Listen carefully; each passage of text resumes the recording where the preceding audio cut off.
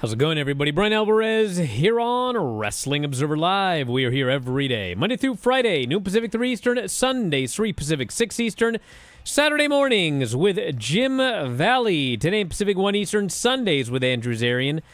And hey, it's Thursday here on the show. It's Wednesday. It's actually Wednesday here on the show. As we prepare for Thursday and the rest of the week, tonight's Dynamite. We'll give you the lineup for the show. It's interesting because sometimes, Dynamite's upcoming. We got like 2 matches. And we're like, what else is on the show? Man, we had 7 segments announced. Actually, 8. 8 segments were announced by Sunday this week. And oddly enough, NXT was last night. And normally by the time NXT is over, you got a full lineup for the next week's NXT show. But we have almost nothing. We have a match, and that's it for next week's NXT. So we'll tell you what's coming up for both of these shows. And then we've got a lot of news, a lot of comings and goings when it comes to women in pro wrestling. People are leaving promotions. People are coming to different promotions. So I'm going to tell you about all of that here today.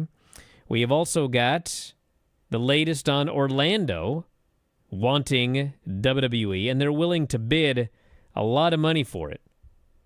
More than they need to find out if it's possible to do a physical Hall of Fame. They're asking for a lot of money. I'm waiting for people to bid on the Bryan Alvarez Dave Meltzer live Q&As. Not happened yet, but we'll talk about that. We'll talk about Swerve. We'll talk about Charlie Dempsey. We'll talk about Ryan Nemeth and his lawsuit that he has filed against Tony Khan and CM Punk. And then plenty more. So if you want to text us today, 425-780-7566. That is 425-780-7566. F4WOnline@gmail.com. F4W Online, Threads, Instagram, and Cameo. At Bryan Alvarez on X and Blue Sky. Back in a moment. Observer Live.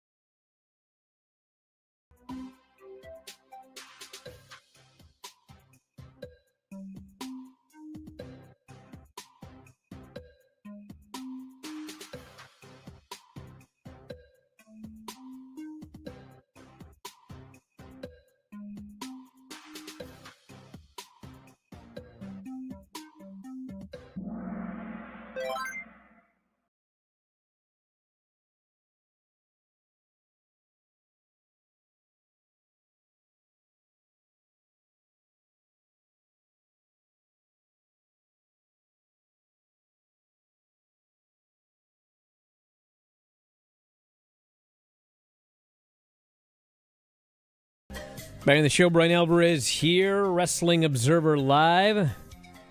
Mike Sempervive, also of WrestlingObserver.com. Hey, it's Wednesday. You know what else that means? After Dark Radio is in 2 hours, 2 Pacific, 5 Eastern. Sports Byline USA Radio Network, as well as YouTube and Twitch and TuneIn Radio. You can listen to Sports Byline on TuneIn Radio for free. And we do have a guest today. The legendary Stan Deyo will be on the show. If you've been listening to Coast AM for, I'd say, the last 30 years, you have heard Stan Deyo. He used to go on with Art Bell all the way back in the 90s and the 2000s, and I think his most recent appearance was 2024. Oh, wow. He goes so he goes past the Nori era into the other eras? Nori's still around. Oh, really? He's doing the every night thing? He's doing most nights. But Didn't yes. that guy Ian? Who was the guy that filled in? Ian Punnett passed away. Oh, okay. December 11th, I believe, that he was on Coast to Coast AM. But he's got a lot to talk about, brother. In fact, when we booked him, he confirmed the date, but said hopefully we make it because there's a civil war coming. That didn't happen as of today, so we're going to do the show. But that's coming up later on, After Dark Radio, here on Sports Byline USA. So this guy's going to be shooting, and he might be shooting in 2 ways. I guess we'll see. Man. Hey, you want to go back to the past just for a moment? Because I found a bunch of these, and I figure I don't know what I'm going to do with them. I guess throw them in recycling, but these figure 4 Hey, look at that. And I went back here, March 28th, 2005. So 20 years ago, and Gene Snitsky makes me laugh no matter what he does. But my favorite That's a hell of a headline. From the Flying Mare Wrestling Newsletter, presented by Frank A. Gotch. I do like Akebono blames earthquake for loss, but this one really touches me still to this day. On the inside here, man wondering if rib will ever end. I don't think some it will of those, on me. Some of those were stories from my life. that was from me. I must have traveled somewhere with Buddy. Oh, moments with Kevin Dunn here. Terry Schiavo reference, not in poor taste. Wow. Okay, listen. We got to. I was funny once back in the day. Okay, we got to talk about some movement. Saraya is gone. No longer with AEW. A brand new book just came out, I believe, like yesterday. She announced it in the book? That's impressive. After having been on hiatus since October, Saraya confirmed today her time with AEW is over. She called the parting, quote, mutual. Said AEW will always hold a special place in her heart. It's mutual, she said, but I love my time at AEW. Had such a blast with the girls there. It'll hold a special place in my heart. Tony was a great. AEW was great. Feel so lucky to be a part of this family for a couple of years. Here's to 2025. WTF am I going to get myself into now? She is pursuing acting roles. Her book just did, in fact, come out yesterday. Hell in Boots, Clawing My Way Through 9 Lives. She's got a new podcast, Rule Breakers. First 2 episodes debut on Thursday. Entertainment Weekly published exclusive quotes from the yet-to-be-released podcast first episode, including, I'm here to tell you that me and AEW's relationship has come to an end. I had an amazing time there. No bad blood between us. I had such a magical time. She said she won't say she will never go back to AEW, but she's taking a step back, focusing on herself, putting energy into the podcast with all the crew. And she has a bunch of guests lined up, including Harley Cameron. So there you go. Her contract was like just renewed. She literally just re-signed like not too long ago. I don't think she appeared one time since re-signing her new contract. And now she's gone. And you're right, Hackman, Minnesota. Helen Boots is a great NXT name. Yeah, Helen, Helen, Helen Boots. She could still start over again. What do you mean, So- start over again? I think she is fine in the lane that she's in. She has coordinated her exit with her podcast and the book and all that sort of stuff. Look, after the injury, she was never the same. There's no real reason that she should be anything other than a personality. And if she can land a Legends deal, if she can land any WWE deal out of this, great. But she should also probably use what fame she has now to further anything that her family is doing over in the UK, including her brother, who... Wasn't he not signed to an AEW contract because of her and then just disappeared? Yeah, he was signed. Some people don't know this, but he was signed for quite a while. And then he was one of those people that just was released. There is like no rhyme or reason, it seems, to like who gets released, who doesn't, when. But she is gone. And I'm not sure that she's like itching to do like wrestling. But, you know, WWE is going to be traveling to Europe, and I don't know. Hey. They could use a female GM, something of that nature. God knows NXT could use another one. God, actually, that'd be quite great if, like, they did something where NXT had 2 GMs. You had Ava and Saraya. Oh, no. And they were, like, at odds. God, Ava last night. You know, it's just funny because, like, everyone thinks that I don't like the actual person. I'm talking about the character, everybody. You realize it's fake, right? But my God, this Ava character in storyline is in so far over her head. That last segment of NXT where she's in the back and she's just watching the monitor and she's, like, all gobsmacked. And then, like, all the women are coming up to her going, hey, I want a shot, I want a shot, I want a shot. And her eyes are just like, and she goes, I'll figure it out next week. I'm like, just put together a tournament. Why is this hard? Do Battle Royal, whatever, who cares? You're acting like, I don't know. It's a character, guys, not the person. But God, this character needs help.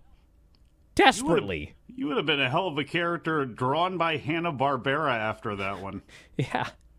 Got a lot of practice. I got 2 kids who I think were drawn by Hanna-Barbera, especially Hannah. I got a picture of her eating what did she eat the other day? Oh, I put it up on my X for X subscribers. It is a 3 it's more funny to do a 3-photo series in a video, but it is a 3-photo series of her taking a bite out of a slice of watermelon. She just happily looks at the watermelon, and then the next picture is like her mouth is so wide it's like it's going to go inside out, and then she crunches down. It's like anyway. So anyway, Saraya's gone, but Mina Shirakawa is coming in. She confirmed reports her contract with Stardom expires at the end of the month. She will continue to wrestle for the promotion through much of April, concluding with Stardom American Dream 2025 in Las Vegas, April 17 and 18. Then she will join AEW after leaving Stardom. Here is her statement. I, Mina Shirakawa, will be joining AEW. Excellent. Now shake. This marks the start of my challenge to compete on the world stage. Have you been doing that? It's been my goal since my debut. So... great. Getting paid. And I'll be happy to see her every week on television. Yes. Or once a month or so. Well, that's fine. However they do it when she's in AEW. Well, twice a month maybe? And then TNA making significant changes to its behind-the-scene staff. Fightful reported TNA sent out an internal memo announcing Gail Kim, Ariel Schnurner, Rob Kligman, and Michael Shuchenko are departing from the leadership team. Obviously, Gail Kim, best known to fans. She'd been working in talent relations for TNA. Has not publicly commented. She is retired, but did a return match in 2023 on the 1000th episode of Impact. So, yeah, there's another one gone. All of the departures and arrivals, all women today. And we had 2 big women's matches, one featuring the same woman on NXT. And we'll talk about that later. Back in a moment, Observer Live.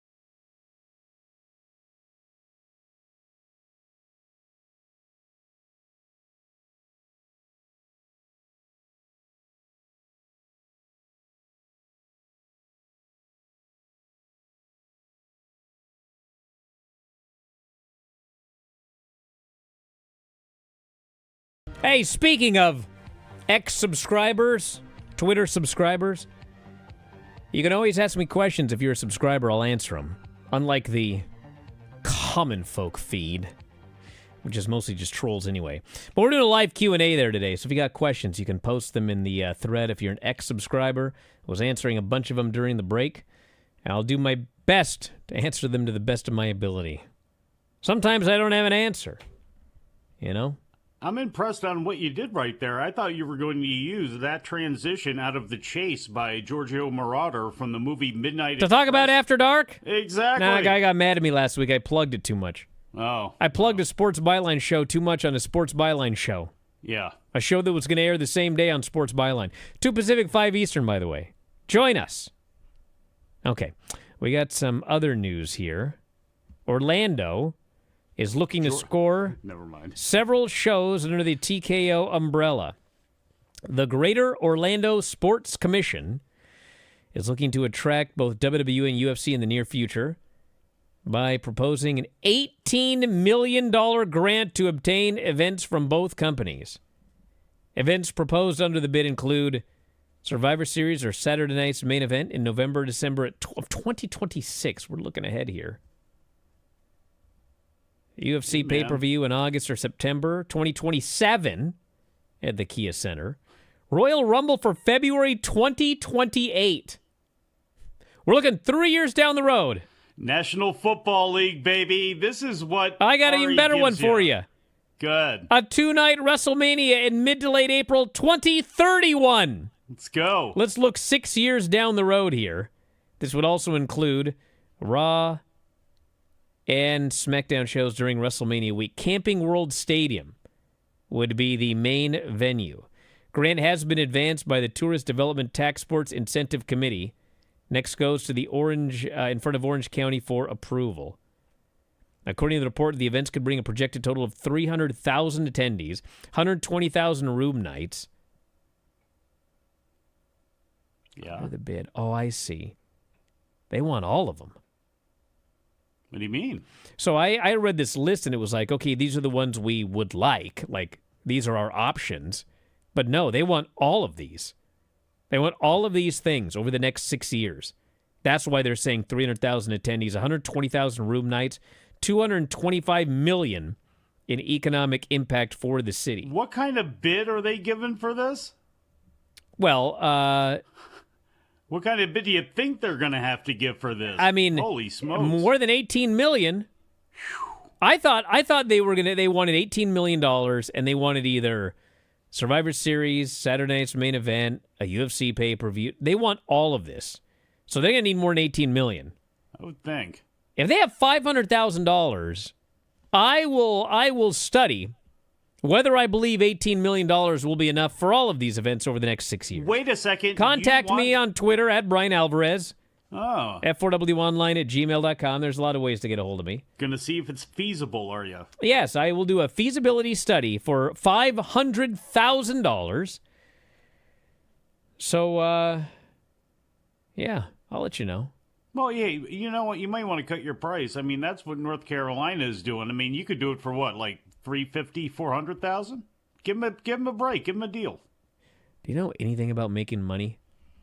I don't know. Yesterday, Mike, $400,000 to say, hey, it's feasible, I'll take it. Yesterday on the show, we were talking about how there was $500,000 earmarked to determine if they could make a Pro Wrestling Hall of Fame. And you said, I'll do it for $50. I was like, Mike, dude, brother, what are you talking about? No, you'll do it for $600,000. And then you'll negotiate down a little bit. We'll meet in the middle, $550. I'll tell you if it's feasible. $50. Hey, they're going to need stuff. I'll make out by doing that way. Charlie Dempsey is going to be... Actually, I got to do that one later. I got to read this one. Ryan Nemeth. He's got a lawsuit out against AEW, Tony Khan, and CM Punk, alleging assault and breach of contract, stemming from a backstage altercation with Punk. He really is a comedian. Are you ready for this incredible irony? Yes, okay. Please. Ryan Nemeth says, quote, a literal billionaire sent someone to sue him just before he walked on stage for his off-Broadway debut. Nemeth says, raise your hand if a literal billionaire sent someone to sue you 4 minutes before you walked on stage for your off-Broadway debut play this weekend. He's a celebrity headliner for Street Fighting Knockout at the Hellenic Cultural Center Friday, March 21st and Saturday, March 22nd. Part murder mystery, part tribute to the popular Street Fighter video series. How far off Broadway is he? Hoboken? So I guess he's saying, I guess the irony was going to be if he was claiming that CM Punk had done this. Because if you remember CM Punk got fired on his birthday or whatever it was by WWE? Yes. He was really mad about that? Wedding day or whatever. Wedding day, whatever it was. It was a special day, and they fired him like as that was happening. So I thought, what an irony if he would have sent that lawsuit as this guy was going on stage. Ruin his day. Well, he's the one who kept poking this bear, right? So you're going up against a billionaire and a billionaire's lawyers. I won't mention his name, but I once worked for a promoter. We'll call him Promoter A. And there was a rival promoter named Promoter B. And Promoter A hated Promoter B. And he would always tell the story about how He hated him because promoter B got him put in jail on his birthday. And I always found it like, I don't know why I always found it so funny. It's like, listen, if Mike and I had some feud and you managed to put me in jail, like, I'm going to be really mad about it. But, like, what does my birthday have to do with it? Like, it's worse because it was on my birthday? No, if you get me incarcerated, I don't care what day it is. I don't care. Brian? But it particularly made him... Maybe he got put in jail regularly. I thought and that was so on the birthday, that was even a worse... I don't know. See, there's a difference, I guess. There's a difference between street code and brother code. Because it's one thing to get me all hemmed up. It's another thing to do it. Like, you know, at my baby's mama's birthday or something like that. Like, you know, there isn't a little extra knife kind of shoved in there and twisted a little bit. Because if you think about it, you can serve somebody at any time. They could have served him knowing he was going to be there. It's one thing to serve him knowing he's going to be at an event. That actually makes sense. When they do it in the way that they do it, where it's, oh, you're about to go on stage? Here you go. A little bit different. So anyway, I guess Tony Khan has filed a countersuit, I guess. That's what it sounds like to me. I don't know that for sure, but he called him a literal billionaire. I don't think CM Punk's a billionaire. No, but now I kind of hope he files one too, because if it's going to be ridiculous, let's all throw in on it. Please. I do, by the way, like that he said multiple times, a literal billionaire. Well. But it is funny. You know what's funny? What? So, what's his name? Logan Paul. Okay? Logan Paul, like, he's such a gimmick, and people hate Logan Paul, and he does everything he can to, like, push buttons and play into it and everything. But I will never forget, he was doing this promo on SmackDown. He was trying to get heel heat, and he's all being Logan Paul, and he's talking about how, you know, I own this Prime drink, and he goes, I am a billionaire! On paper, at least. I laughed so hard. Like, when he added on paper, at least. Why would you do that? Well, why would you do that? It was like he was letting us know, on paper, I'm a billionaire, but really I got, like, you know, $75 in my pocket or whatever. Well, he's being truthful about it. He was, but it's like, why? He's cash poor, maybe. I don't know.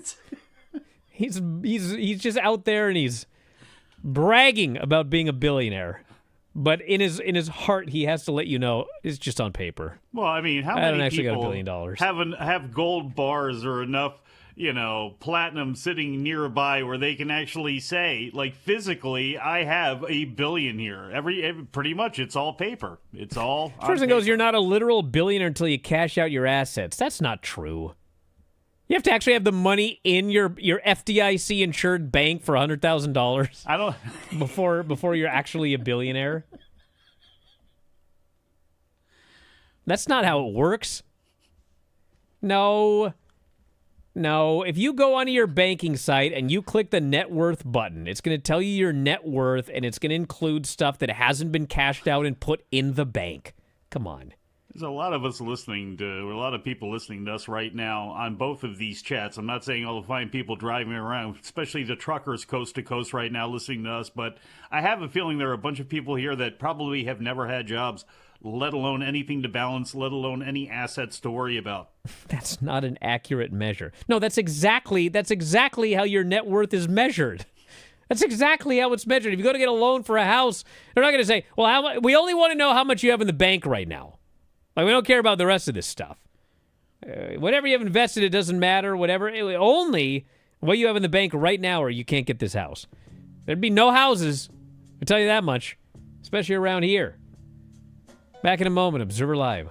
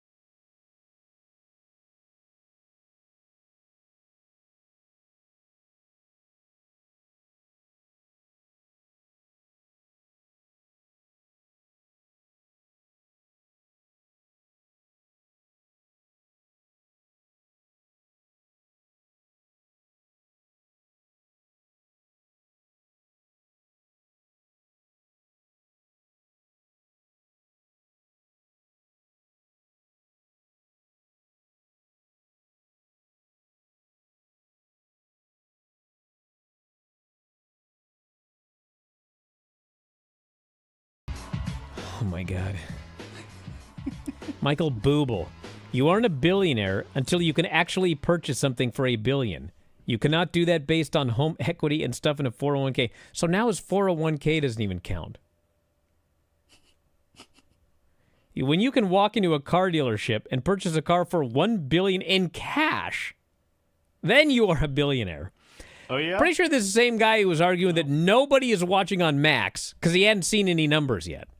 This actually explains a lot. I got it now. I got it. All right. Let's talk about NXT.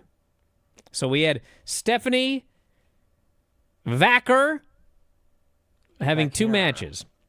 She faced Jada Parker for the NXT Women's title in the opener, and then she faced Fallon Henley for the North American title in the main event. And this was like build up really big in the week prior.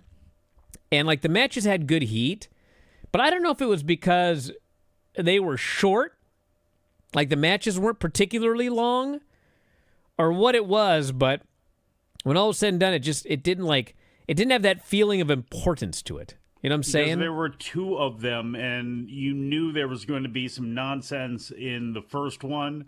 Because as soon as it started, even though we didn't talk about it yesterday, Jada's got the thing going on with Jordan Grace, who wants to be in the title picture. So when that played itself out, it was like, well, there we go. And then the Fallon match, again, if that built up on its own to main event a show, I think they could have done that, but they decided to do 2-on-1 show to tell their story. Well, at the end of the day, they talked about how no one had successfully defended 2 titles in one night. They did not mention that one show where Ava ruled that no one is allowed to wrestle 2 times in one night. And then the following weekend, she forced the tag team champions both to wrestle 2 times in one night. So she wrestled 2 times in one night, and she defended both titles successfully. She beat Jada with a front rolling cradle, and she beat Fallon as well, despite all of fatal influence trying to interfere hither and yon. So this was when it's kind of weird because the opening match Sometimes things are just weird. So I think Jada Parker is supposed to be a heel. She's like part of a heel group, and she's feuding with baby faces, but like nobody boos Jada Parker. And she's cheered throughout the match. And near the end, Jordan Grace, who is a babyface, runs down and distracts Jada, leading to Jada getting pinned.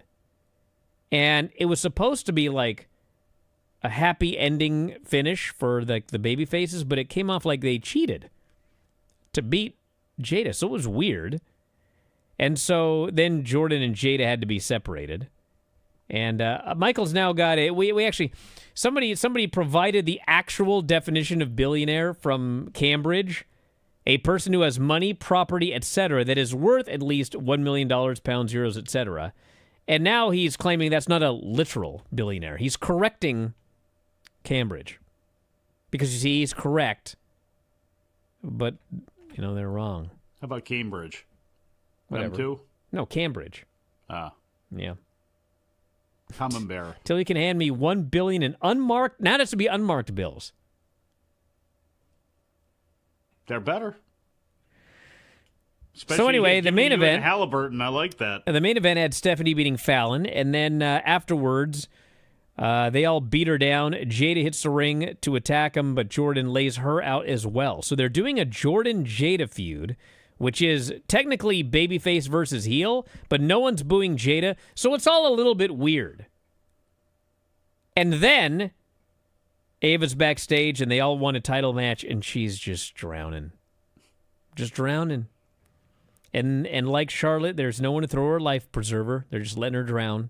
She doesn't deserve one. Look at what she was like. I'll figure this out, she says. I'll figure this out.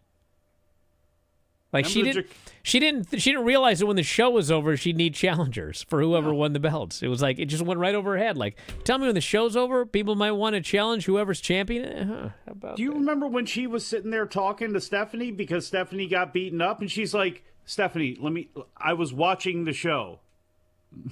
Thanks. I'm glad you were watching the show that you run, Ava. And then later on, when Jakara and Lash were battling with, who was it, Gigi and Tatum Paxley, and they were fighting back and forth, and she's just standing there slack-jawed with her eyes open. Again, just a bad night. Maybe she's being driven crazy. Maybe that's the deal. This is what I want, Mike. Ava and Adam Pearce are being driven crazy. So we've been watching this for a long time. And this Ava character, man, I don't know. And she made such stupid storyline decisions for so long that we all just presumed that she must be turning heel. Remember? She's going to bring in Tala Tonga, or, it was always like, she was so incompetent in storyline that we presumed she must be turning heel, and this never happened. This never happened. Okay? Well, now I watch the show, and it's like, she needs help. So I think of perhaps Saraya. Maybe Paige needs to return and be there to help Ava. And they could be co-GMs for a while. But then, Paige would be the competent one, Ava's the incompetent one. And then they start butting heads and this and that. And then eventually, Ava does move on to become a manager of some heel stable or whatever. But the point is, I watch this show and it's like, she needs help. She needs a co-GM. Who would you rather watch, though? Ava or Eric Bischoff back for one night? I would have no problem with Eric Bischoff taking over as the GM. Actually, I would, because I wouldn't have so much fun reviewing Ava segments every week. That's the only problem. Then we had Ricky Saints doing a sit-down interview. Sean Spears showed up. And one thing I do like about WWE is they won't say the words AEW or the letters or the words All Elite Wrestling. But if you watched Raw Monday, CM Punk definitely made an AEW reference. And they did an AEW style angle. They did an angle involving AEW here on this show without saying the word. So Ricky's doing a sit-down promo. And Shawn Spears shows up. And Shawn says, "We've known each other a long time." And Ricky says, "Too long." Shawn says, "Why don't you think I asked you to be in the culling?" Ricky says, "You knew I'd say no." And then Spears tells him, "I've had to talk you off the ledge multiple times. You're the same guy I left a year ago. All you do wherever you go is create enemies, and it's all your own doing." So Ricky wants a title match. Says he's coming for his belt. Spears says, "You sure you want to do that? Don't add me to your list of enemies." Because, he says, if it doesn't work out, you can always go back to... Oh, you can't. You've burned all your bridges. And Ricky says, "Well, I guess I better win." So they're referencing all of the problems that Ricky Starks had in AEW that led to him leaving. It's part of the story now. So basically, if you know, it's like a little Easter egg for you. And if you don't know, who cares? He's going after the guy's title. So there you go. Well, if nothing else, if you don't know, it established a backstory that these two guys have known each other for a long time. So. And then, I don't know if this is a 1 week thing or if they're just, it's like, Bryan's not been mad enough lately. Graphics. They had a segment backstage with Andre Chase and his two disciples, okay? Now, I know one of them is Cale Dixon because the name is so ridiculous. I have no idea who the other guy is. Uriah Faber. I found out later it was Uriah Thompson or whatever his stupid name is. Uriah Heep. But they never put the graphics on the screen for these two blokes. We're now just supposed to know who these two guys are, okay? So then they have a segment with Hank and Tank backstage. Now, they've been on forever, so I know who they are. But, no graphic for Hank and Tank. If you're tuning in for the first time, here's these two fellas. No graphic whatsoever. But then, I swear to God, the Motor City Machine Guns show up. Former WWE Tag Team Champions. They put a graphic up for them. These are the Motor City Machine Guns. So I was just like, that graphics guy better been on vacation because I don't want this to happen again next week. I will be very angry. But do you notice the care that they have in putting up everybody's nameplate with their logo and how their name is on the lockers in the locker room? They are very careful. Hank and Tank had them with their own style of font even on them, but no graphic at all for them when they actually were in front of the camera. Then we had Javon and Lexus King for the Heritage Cup title. So the Heritage Cup is now just normal rules. They don't do Heritage Cup rules anymore. Lexus King abolished them, which for some reason, remember that whole rigmarole with the Heritage Cup and Ava was all specific and just pouring through these dusty books to get the rules? Well, she has no problem with him just not doing the rules anymore. Just doesn't care. So anyway, I don't expect him to lose until Noam Dar returns to restore the heritage, so to speak, of the Heritage Cup. So anyway, they do this match, and Oba Femi interfered, and he laid out Javon outside the ring, and Javon got counted out. So that was the finish. They didn't beat Javon by the grace of God. Lexus King retains the Heritage Cup, and I'm pretty sure it is a three-way at WrestleMania. Oba Femi and Javon and Trick. And I think this would be foolish, but at the same time, I also think I would celebrate it because the thing is, Javon is such an obvious babyface.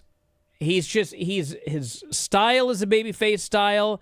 His promos, he's a great babyface.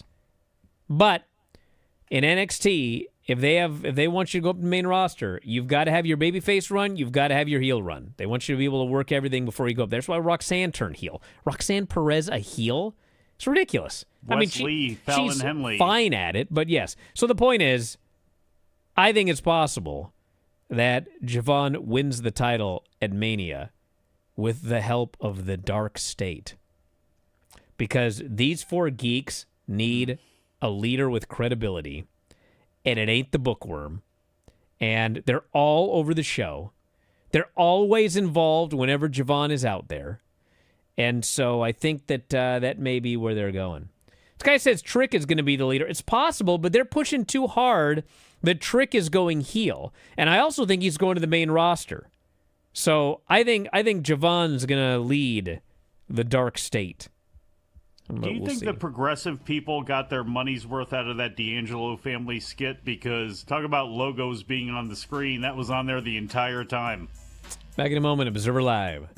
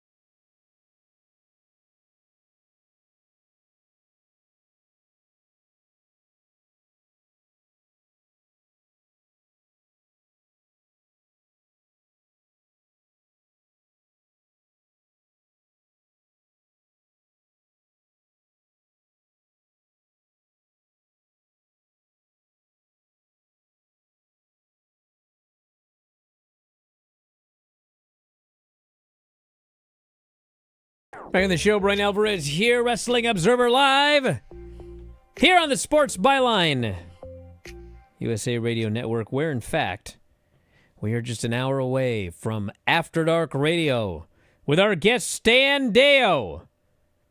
We're going to talk about aliens and E.T. visitation, perhaps World War III.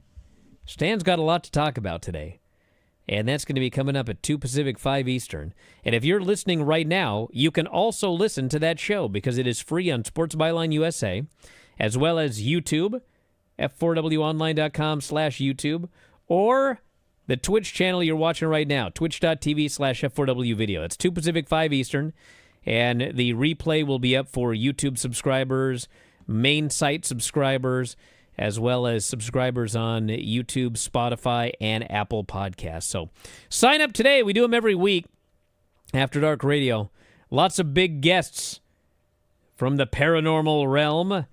And you can go to f4wonline.com/new. We have new subscriber specials. That's f4wonline.com/new.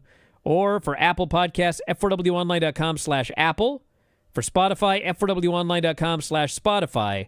And for YouTube, f4wonline.com/YouTube. So it's easy. YouTube, Spotify, Apple, just put it after F4W Online. Or you can do new after f4wonline.com. And there you go. So we're going to wrap it up. Thanks for listening, everybody. Mike's here tomorrow because I just realized I'm gone. I'm volunteering at the school. It's Thursday. But love you all anyway. Talk to you next time. Wrestling Observer Live.